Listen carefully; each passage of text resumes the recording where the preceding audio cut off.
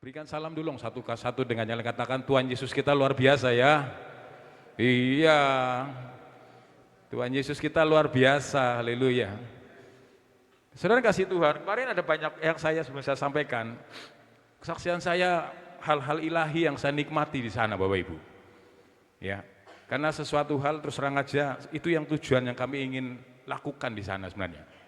Belajar dan belajar untuk kami melihat bagaimana kok sampai begitu dahsyatnya pergerakan pekerjaan Tuhan di Korea Bapak Ibu, sehingga setiap tahun selalu mengirim misi termasuk di Indonesia itu, di seluruh dunia. Ya kan? Karena saya lihat ternyata memang militan banget ya jemaat Tuhan di sana, Saudara. Saudara mungkin yang ikut doa pagi jam 4 ya, di sana tuh jam 2 Bapak Ibu. Jam 2 di gereja mereka tuh udah benar-benar mereka tuh merindukan sekali kehausannya dengan Tuhan, menikmati hadirat Tuhan. Rupanya mereka punya kerinduan bahwa hari-hari yang mereka lalui tanpa Tuhan tuh nggak bisa apa-apa. Amin Saudara. Ya. Butuh Tuhan Saudara. Bahkan ada kelas kan ketika ibadah terus kami diberi kesempatan untuk visitasi ke masing-masing divisi situ, ada sekolah minggu, ada youth dia kan. Ketika kami melihat youth Bapak Ibu saya tahu, wah mereka luar biasa Bapak Ibu. Rasa benar-benar mereka tuh passionnya tuh kerinduannya sampai mereka tuh ketika memuji memperlihatkan nama Tuhan bahkan masuk menyelam dalam hadirat Tuhan. Oh, saya bisa melihat bagaimana mereka itu dilawat Tuhan luar biasa. Bahkan anak kecil ada. Makanya kenapa kita itu menuju, kita lagi pergumulan loh kami ini sebagai hamba Tuhan untuk membawa ke pertumbuhan sama Tuhan. Ini kami ini masa berakar terus, kita harus masuk fase selanjutnya untuk bertumbuh lalu berbuah. Nah, kenapa nggak bisa berbuah, saudara? Nggak bisa bertumbuh, ya? Karena memang kita perlu terus untuk berakar dulu, saudara. Sehingga untuk bertumbuh juga harus melalui firman Tuhan. Kan Tuhan bilang manusia hidup bukan dari apa saudara? Roti secara jasmani, bukan. Manusia hidup dari apa saudara? Firman. Maka saudara yang kasih Tuhan, pertumbuhan itu, kerohanian kita saudara, ukurannya apa saudara? Firman Tuhan. Sejauh mana kita mau mendengar firman Tuhan? Ada banyak contoh-contoh Yesus memberikan perumpamaan tentang sebuah bangunan, orang membangun di atas pasir dan batu, orang yang kokoh kuat, iya kan, yang membangun sebuah bangunan, yang mendengar dan melakukan, ibarat orang yang membangun sebuah rumah di atas dasar apa? Batu, kokoh. Sehingga ketika badai datang, saudara tenang aja, nggak membuat kemudian goyah, tidak kemudian dia menjadi ngelokro, tidak kemudian dia menjadi orang yang saudara putus asa, tetap kuat. Sesuai dengan tema kita, saudara 2 bulan ini, saudara. Kita akan kuat di dalam Tuhan, sekalipun mungkin saya menerima gesekan apapun. Sekalipun orang menyakiti hatiku, sekalipun mungkin orang di luar sana, saudara, mendiskriminasi kita, tapi kita tetap berkata, aku tetap kuat di dalam Tuhan. Katakan amin, saudara. Karena firman. Yesus mengatakan, kalau kau hidup dalam firman Tuhan, ya kan, dan melakukan, kamu seperti orang yang membangun rumah di atas dasar batu. Beda orang yang mendengar dan tidak melakukan. Dengar memang saudara, iya. Seneng kalau ada firman Tuhan yang lucu. Tapi tidak sampai kemudian kita ini sampai melakukan. Itu persoalannya Bapak Ibu. Persoalan kekristenan kita di situ sebenarnya. Sehingga kita ini tetap stagnan atau kerdil Bapak Ibu. Nggak bisa bertumbuh. Karena didengar tapi nggak dilakukan. Saudara pernah dengarkan Yesus memberi perumpamaan tentang sebuah penaburan benih, saudara? Ada yang ditabur di pinggir jalan, ada di mana lagi, saudara? Kemudian di semak belukar, lalu di batu. Orang yang tabur di batu contohnya, saudara. Firman Tuhan ditaburkan, tapi tetap keras. Sehingga apa saudara? Batunya keras kan nggak bisa mengakar kuat kan firman Tuhan itu kan? Benihnya akan kering. Lama-lama nggak bisa bertumbuh, boro-boro bertumbuh saudara. Tidak bisa sehat pertumbuhannya. Kenapa saudara? Keras. Tapi yang Yesus yang inginkan, taburlah benih itu di tempat yang subur, yaitu tanah yang gembur. Membuka hati, biar firman Tuhan masuk. Maka saya percaya kita akan mengalami pertumbuhan rohani yang sehat. Sehingga saudara akan melihat nanti, yang begini belum pula aku lihat. Amin. Coba kita lihat dulu kebenaran firman Tuhan. Kita akan berbicara tentang keberanian iman, saudara. Ada dua tokoh yang saya ingin sampaikan pada pagi hari ini, yaitu tentang Barak dan Deborah. Kita lihat di dalam Hakim-Hakim pasal 4. Hakim-Hakim pasal 4 ayat 8 sampai ayat yang ke-9. Hakim-Hakim pasal 4 ayat 8 sampai 9, coba kita lihat. Ini mengisahkan dua orang yang berbeda karakteristik, yaitu antara Barak dan Deborah. Nah, coba kita lihat. Hakim-Hakim 4 ayat 8 sampai 9. Jawab Barak kepada Deborah, jika engkau turut maju, aku pun apa? Maju. Tetapi jika engkau tidak turut maju, aku pun apa? Tidak maju. Nah, sekarang lihat ayat selanjutnya. Kata Deborah, baik, aku turuti, hanya engkau tidak akan mendapat kehormatan dalam perjalanan yang kau lakukan ini. Sebab Tuhan akan apa? Menyerahkan Sisera ke dalam tangan seseorang perempuan. Lalu Deborah bangun berdiri dan pergi apa? Bersama-sama dengan Barak ke Kades. Ini dua orang ini nih saling apa namanya ya, ribut, saudara. Karena mempersoalkan mereka itu akan diserang oleh pasukan orang-orang daripada Kanaan yang dikomandoi oleh seorang panglima yang namanya Sisera. Waduh, bayangin loh saudara, mereka itu boleh dikatakan kalau dalam sebuah pertempuran perang, kalau nggak seimbang, mesti mikir. Karena waktu itu saudara, Sisera ini, kalau waktu saya baca itu saudara dari histori mereka, Sisera ini orang Kanaan, panglima perang Kanaan, memiliki 40.000 jenderal Bapak Ibu. 40.000 jenderal yang masing-masing memiliki 100.000 orang di bawahnya, masing-masing jenderal. Kalikan berapa coba? Coba saudara yang pintar matematika, 40.000 kali 100.000 berapa? Ayo matematikanya. 4 mili, kalau 4 terus kosongnya itu ada 9 berarti berapa? Lah iya 4 miliar kan pasukan, saudara. Saya hitung-hitung pasukan daripada Barak itu, saudara, dia kan panglima juga, panglima Israel cuma. Itu jumlahnya berapa, saudara? 10 ribuan. Wah, gak seimbang. Wah, dan juga mereka kan ditindas, mengalami pengalaman pahit, saudara. Dari orang-orang Kanaan ini, kejam juga Bapak Ibu. Wah, mulai ciut, mentalitasnya ciut, saudara. Ketakutan yang muncul mulai dalam pikiran daripada siapa, saudara? Barak, Bapak Ibu. Yang pertama saya mau sampaikan, saudara, dari kisah ini apa yang saya tangkap, saudara? Saudara tahu bahwa ketika itu mereka nggak menyangka akan dihadapkan perang. Sebuah medan peperangan. Orang kalau dihadapkan medan peperangan mesti saudara hidup atau mati.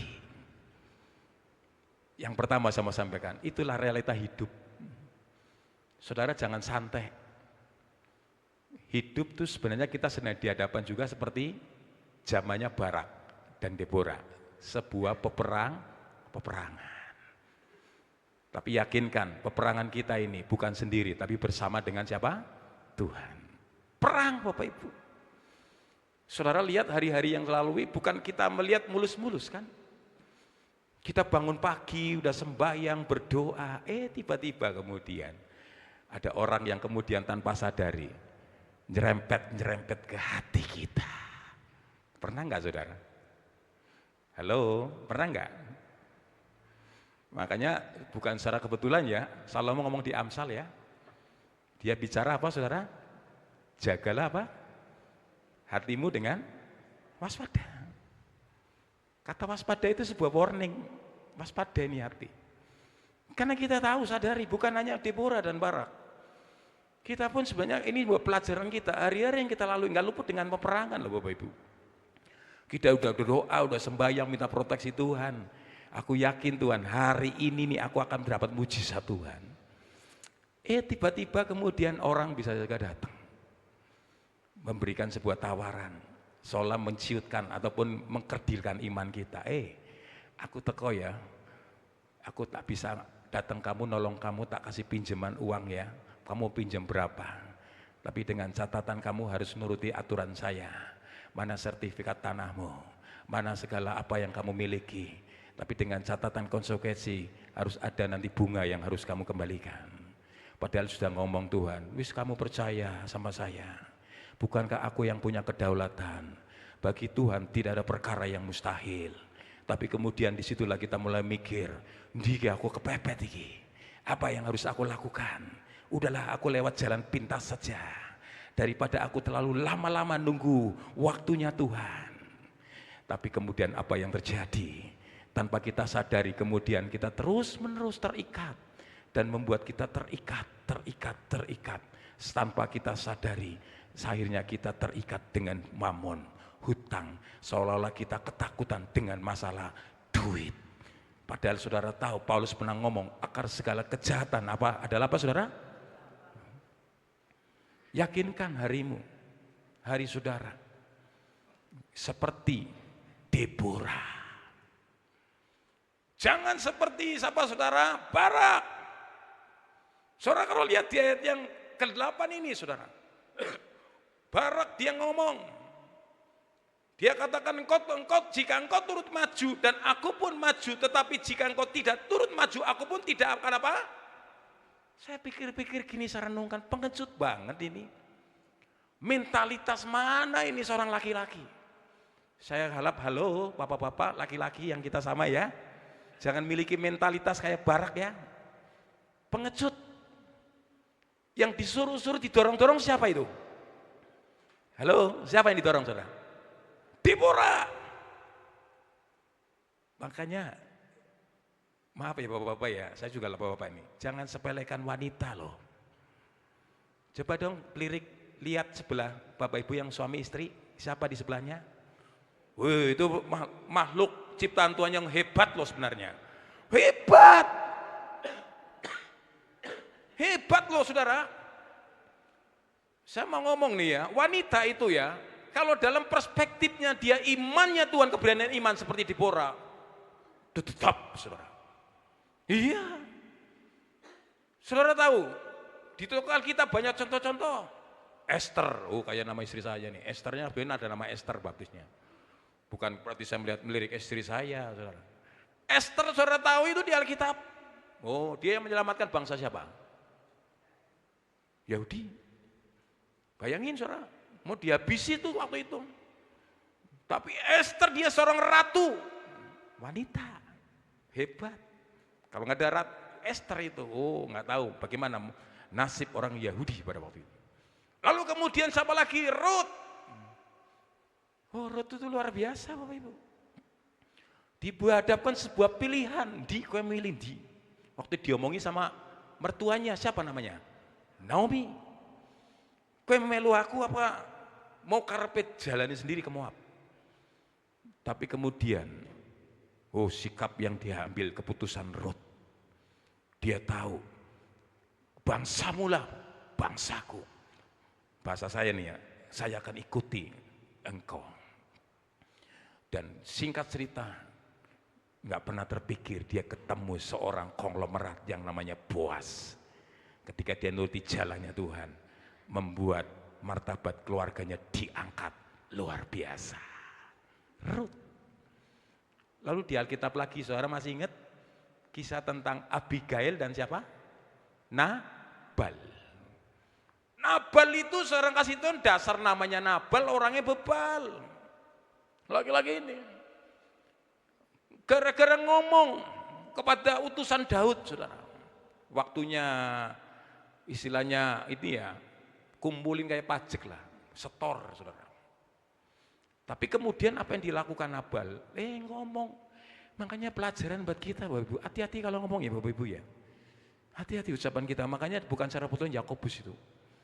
Ya kan, Yakobus itu bilang lidah itu seperti apa? Api yang membakar hutan. Ya kan? Ini si Nabal ngomong sembarangan saudara. Waktu tentara daripada Daud diutus ke tempatnya Nabal, dia orang kaya, konglomerat. Tapi dia kemudian ngomong, siapa itu Daud itu? Enak aja main setar-setor, ya bahasa saya seperti itu. Singkat cerita akhirnya dia ceritakan, ngadun tentara, ngomong ke Daud. Itu loh Daud, si Nabal ini loh, ngece, menghina ratuanku. Wah, Daud langsung marah. Hari ini nih, kamu harus pergi ke rumah Nabal, habisi keluarga ini. Keluarga ini akhirnya kemudian tidak sampai kemudian mengalami malapetaka. Karena siapa? Ada seorang perempuan, istrinya yang namanya Abigail. Bijak dia.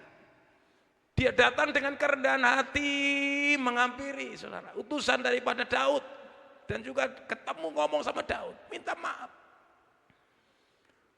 Dan singkat cerita Bapak Ibu, karena perempuan ini wanita yang bijak, membuat kehidupan keluarga ini terselamatkan, walaupun akhirnya nanti Nabal karena nggak mau tobat sih ngalami masalah. Artinya saya mau ngomong saudara, sikap kehidupan wanita kalau kita miliki seperti Deborah ini yang bijak, penuh kerendahan hati, terlebih memiliki keberanian iman di Deborah, akan membuat segala perkara-perkara yang besar Tuhan buat bisa dalam hidupmu, seperti Esther, seperti Ruth, seperti Abigail. Katakan amin saudara. Seorang kasih Tuhan, beda kalau kita kembali ayat 8 ini. Seorang laki-laki Barak yang tidak bertanggung jawab Bapak Ibu. Makanya mari kita berkata, buat saya harap kita kaum Adam Bapak Ibu. Awal mula kejatuhan dosa itu siapa sebenarnya? Saudara bisa menyalahkan Hawa kan? Betul ya? Yang mulai dosa siapa? Hawa kan? Lalu dia cerita ke Adam kan? Saya bilang kita salahkan siapa? Adam. Salah dewe, Adam itu nggak mau bilang membimbing istrinya. Kan laki-laki sebagai pemimpin rohani harusnya bijak. Wong waktu penciptaan Tuhan manusia pertama itu Tuhan ngomong sama Adam, aku akan memberikan penolong bagimu. Ya kan? Bukan sebagai pemimpin, penolong. Bahwa kaum Hawa akan diciptakan untuk menolong ketika suami lemah, ketika suami tidak berdaya. Munculkan seperti Deborah, katakan amin saudara. Nah, tapi seorang kasih Tuhan, kesalahan Adam apa? Meneng wae Bapak Ibu. Gak mau dia aktif. Udah tahu salah. Tuhan ngomong sama mereka sebenarnya sudah. Ingat ya, aku beri kesempatan kamu menikmati nih di Firdaus. Semua di Taman Eden. Yang baik-baik nikmati silakan, Tuhan ngomong. Tapi ada satu hal yang aku larang dalam hidupmu. Ada pengetahuan yang benar dan ada pengetahuan yang tidak baik. Buah maksudnya, buah pengetahuan yang benar dan tidak baik atau jahat. Tapi kemudian setan muncul, si kunyuk kata istri saya. Dalam wujud ular ngomongin, Hawa enak. Nikmati saja ropopo. Nanti kamu akan seperti Tuhan. Saudara yang kasih Tuhan. Saya mau tanya, di situ ada Adam enggak? Halo? Ada Adam enggak? Hah? Mereka kan selalu bersama. Adam itu harusnya setiap hari harus membimbing Hawa. Mengingatkan. Bukan justru melu-melu, ikut-ikut. Nah, kembali kita firman Tuhan, saudara. Si Barak ini Bapak Ibu, justru kemudian dia melemahkan mentalitas imannya daripada Deborah. Dia katakan, kalau engkau turun maju pun maju, tetapi jika engkau tidak turun maju, aku pun tidak maju. Bapak Ibu yang kasih Tuhan, iman itu bukan gonceng-goncengan. Iman itu sebuah keputusan pribadi. Katakan amin saudara. Jadi keselamatan itu bukan kemudian aku wakilin saja ya. Kamu cari Tuhan, aku wakil, aku nanti di belakang, nggak bisa. Keputusan pribadi, keselamatan itu Pak. Bagaimana pengiringan kita dengan Tuhan, kesungguhan kita dengan Tuhan. Itu yang menentukan hidup kita dalam perkenanan Tuhan. Masuk dalam kekekalan yang abadi, katakan amin. Nah kembali di sini, suruh maju Deborah. Nah sekarang kita lihat ayat yang ke-9 coba. Kata Deborah, baik, aku turut, hanya engkau tidak akan mendapat kehormatan dalam perjalanan yang engkau lakukan. Sebab Tuhan apa itu? Menyerahkan Sisera ke dalam tangan. Yakin loh, mentalitas ini loh Bapak Ibu yang saya mau. Bahwa si Deborah kan ini seorang hakim Bapak Ibu. Hakimnya orang Israel, bukan hanya hakim Deborah itu, nabi Pak. Deborah itu seorang nabi. Makanya dia peka sekali, tapi bukan masalah persoalan itu sebenarnya. Nabi pun siapapun ya, nyatanya kan ngalamin masalah kan. Dia nabi loh, ternyata ya diserangkan sama Sisera kan. Ingat saudara, kasih Tuhan bukan ukuran kita mau orang hebat kayak, kita mau pendeta kayak, kita mau orang yang doanya mungkin suntuk kayak, kita yang hidup basah roh tiap hari, kita yang hidupnya melayani Tuhan, nggak luput dengan namanya peperangan Bapak Ibu. Tapi yang kita belajar di tengah-tengah persoalan seperti Deborah ini, yang sedang dihadapinya, dia berani ambil keputusan untuk dia boleh berkata, dia memiliki keberanian iman. Ketika kemudian Barak ngomong, seolah ingin melemahkan mentalitas imannya, saudara. Lalu Deborah berkata, baik, aku turut. Hanya engkau tidak akan mendapat kehormatan dalam perjalanan yang engkau lakukan ini. Sebab, perhatikan ini, Tuhan akan apa? Menyerahkan Sisera. Saya mau tanya kepada Bapak Ibu, kira-kira ini sudah kejadian perang belum? Halo? Sudah perang belum ini? Belum. Belum perang. Tapi mentalitas seperti ini loh saya pengen Bapak Ibu. Dalam situasi apapun harus memiliki keberanian iman nih kayak Deborah. Belum terjadi. Belum mengerti apa yang akan terjadi nanti ke depan. Orang berkata di luar sana sulit ekonomi, kita akan mengalami resesi. Belajar kayak Deborah. Saudara mau berani berkata dengan keberanian iman. Apapun masalah yang akan terjadi, tapi aku yakin seperti Deborah kan, Sisera pasti akan jatuh, akan diserahkan ke dalam tangan Tuhan. Mungkin saudara hari ini saya nggak ngerti ini. Masalah apa yang sedang saudara perangi? Mungkin sedang penyakit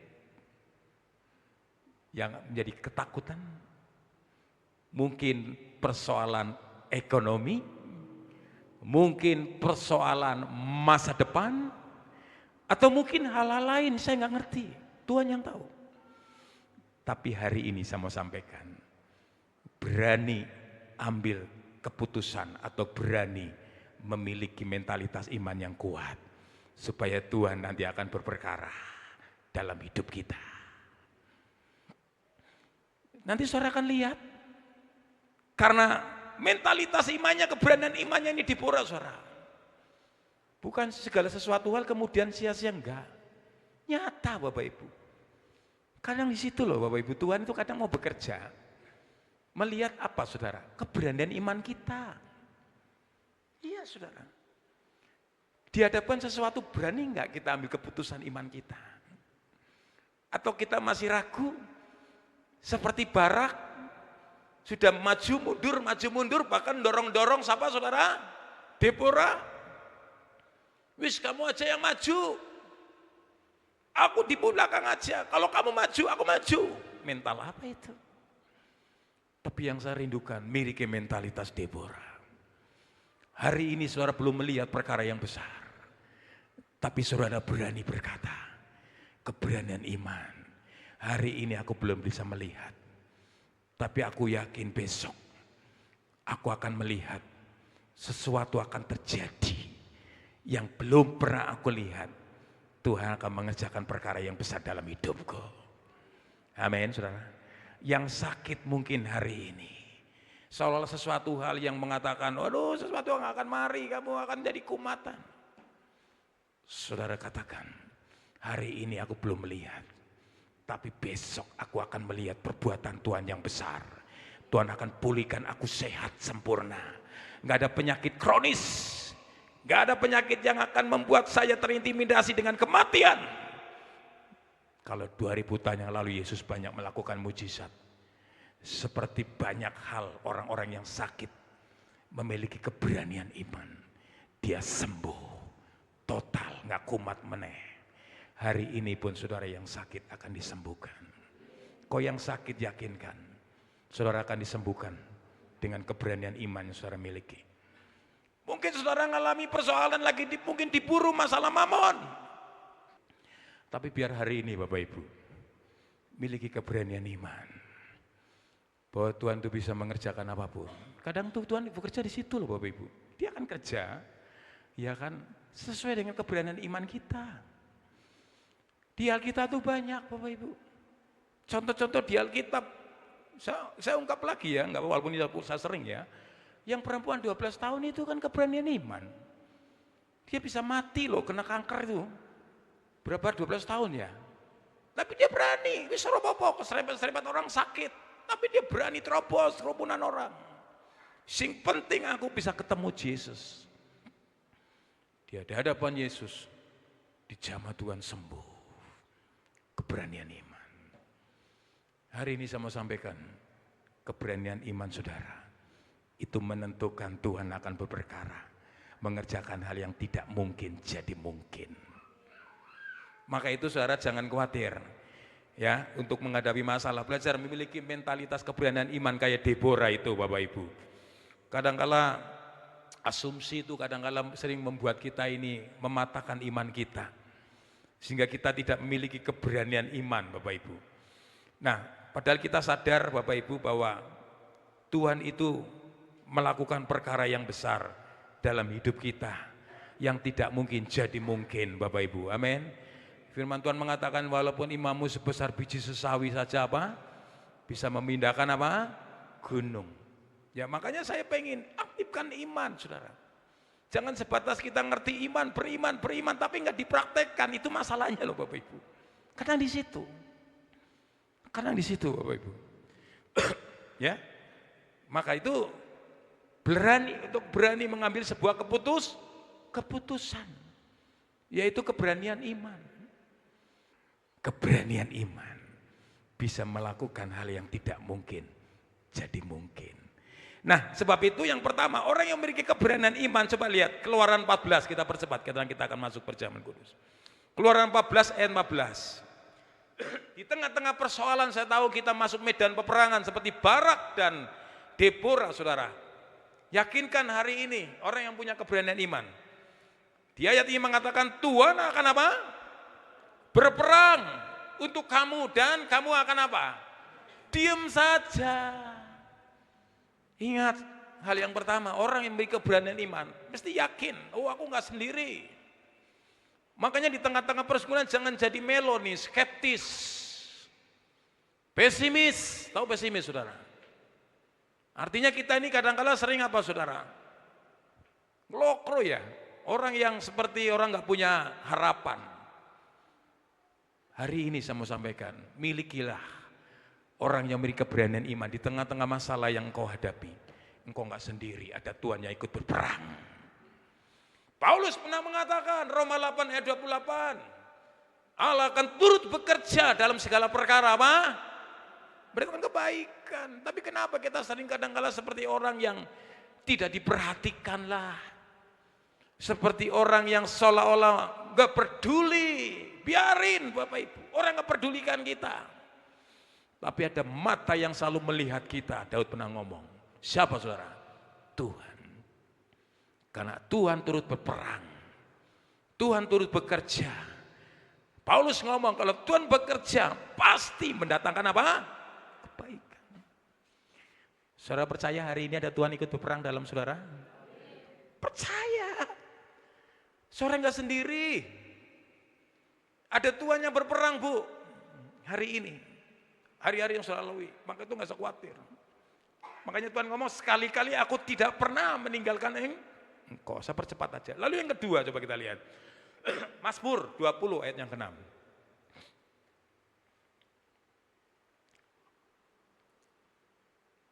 Mazmur pasal 20 ayat yang ke-6. Di sini mengatakan, sekarang apa? Aku tahu bahwa Tuhan memberi apa? Kemenangan kepada orang-orang yang diurapinya dan menjawabnya dari surganya yang kudus dengan kemenangan yang gilang gemilang oleh tangan kanannya. Saudara percaya nggak nih lagi pergumulan, lagi berperang dengan bergaib? Saya nggak ngerti persoalan apa ini. Saudara akan menang hari ini. Saudara akan menang masa depan saudara. Yuk kita lihat coba. Di sini mengatakan ya firman Tuhan, sekarang aku tahu bahwa Tuhan pasti akan memberi kemenangan kepada orang-orang apa? Diurapinya. Jadi kemenangan diberikan kepada orang yang diurapi, Bapak Ibu. Kenapa sih diurapi? Kata-kata diurapi ini Daud. Tapi bicara orang yang diurapi ini, dengar baik-baik. Itu berbicara orang yang dipilih Tuhan. Orang yang senantiasa dikasih Tuhan. Saya mau sampaikan saudara, kenapa Daud dikasih Tuhan dan diurapi Tuhan, dipilih? Tahu jawabannya. Satu hari Daud berdoa berapa kali? 7 apa 3 kali? Ayo. Kedekatan dia dengan Tuhan. Karena Daud dekat dengan Tuhan. Kehausan dia dengan Tuhan sampai Daud ngomong, jangan kau ambil rohmu Tuhan dalam hidupku. Itu yang membuat Daud dikasih Tuhan dan diurapi Tuhan. Hari ini sejauh mana kedekatan saudara dengan Tuhan, kerinduan saudara dengan Tuhan, itu yang menentukan saudara akan terima pengurapan Tuhan seperti Daud. Sehingga saudara akan menikmati nanti segala kemenangan-kemenangan seperti Daud. Saudara ingin terima kemenangan-kemenangan dari Tuhan hari ini? Kemenangan dari masalah apapun saya nggak ngerti nih. Kalau ada urapan Tuhan, makanya minta hari ini nanti. Setelah makan tubuh dan darah Yesus, saya rindu. Roh Kudus itu ada di tengah-tengah kita. Menclok ke kita gitu loh.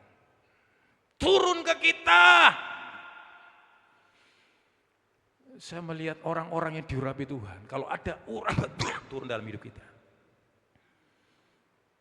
Benny Hinn, Morris, saudara masih lihat KKR. Dia berjalan aja. Orang bisa merasakan belum disentuh loh sama mereka. Sembuh. Saya rindu saudara juga demikian kayak Daud. Hanya saudara ngomong aja, kalau diurapi Tuhan ini, ngomong loh Bapak Ibu. Hari ini saya nggak ada uang nih, besok nih dompetku penuh. Terjadi nggak? Terjadi. Makanya ingat nih, orang yang kalau diurapi Tuhan, jangan sembarang ngomong. Ya Bapak Ibu ya, jangan sembarang ngomong. Kadang-kadang tanpa kita sadari ya, di sini nggak ada sih yang ada di tempat-tempat yang dalam, gunung yang tinggi, lembah-lembah yang curam ya. Setan kamu ya. Pernah nggak saudara? Nggak ada sini ya. Dasar kamu yang dablek. Yang dablek nanti. Iya kan? Hari ini perkataan, hari ini nih. Suamiku nih, wangel ya. Besok pasti akan jadi luar biasa nih, hero saya nih. Coba lirik dong suaminya dong, istri-istri dong. Kamu pasti akan jadi suami saya yang hebat besok nih. Gitu Bapak Ibu. Bu Cindy, pepet tuh Mas Binsar. Katakan, suamiku, demikian juga suami. Ya kan, lidah kita tuh ada urapan. Sampaikan, hari ini istriku nih seperti ini, kalau ngomong kayak mak lampir. Mungkin loh ya, mungkin. Iya. Hari ini seperti ini ya istriku. besok dia akan jadi orang luar biasa seperti Esther maupun seperti Ruth yang luar biasa. Karena kita adalah orang-orang yang diurapi Tuhan sehingga kita mengalami kemenangan. Katakan amin. Yang terakhir lalu kita selesai masuk perjamuan kudus. Yesaya coba. Ayat 41 ayat 10. Yesaya 41 ayat 10 mengatakan apa? Jangan apa? Coba Yesaya 41 ayat 10. Ya, oke. Di situ mengatakan janganlah apa? Takut. Sebab sama-sama katakan ya. Aku menyertai engkau, janganlah bimbang. Sebab aku ini apa? Allahmu, saudara. Terus, aku akan meneguhkan, bahkan aku akan apa? Jelas dia menolong kau. Aku akan apa? Memegang kau dengan tanganku yang membawa kepada kemenangan. Saya suka di ayat ini apa, saudara? Ada kata-kata menyertai. Jadi yang ketiga, saudara, orang yang senantiasa memiliki keberanian iman karena percaya. Tuhan selalu menyertai kita. Saudara enggak sendiri hari ini. Makanya Tuhan ingatkan, jangan takut. Sebab aku menyertai engkau, jangan bimbang. Masihkah bimbang hari ini kita melihat masa depan kita? Masihkah kita khawatir? Tuhan udah ngomong ini Allahmu. Yesus Allah kita. Akan di sini mengatakan ya kan, meneguhkan bahkan akan apa-apa, saudara, menolong engkau. Saya mau tanya hari ini, yakinkan saudara hari ini akan ditolong Tuhan? Siapa percaya hari ini akan ditolong Tuhan? Ini Tuhan di tengah-tengah kita loh, saya merasa aura Tuhan ini. Hari ini siapa yang percaya akan ditolong Tuhan? Ini janji Tuhan loh. Miliki keberanian iman ya Bapak Ibu ya. Tuhan akan tolong saudara. Asal biar pesan saya, kuatkan, ya kan, kuatkan iman saudara. Bahkan kita harus kuat di dalam Tuhan.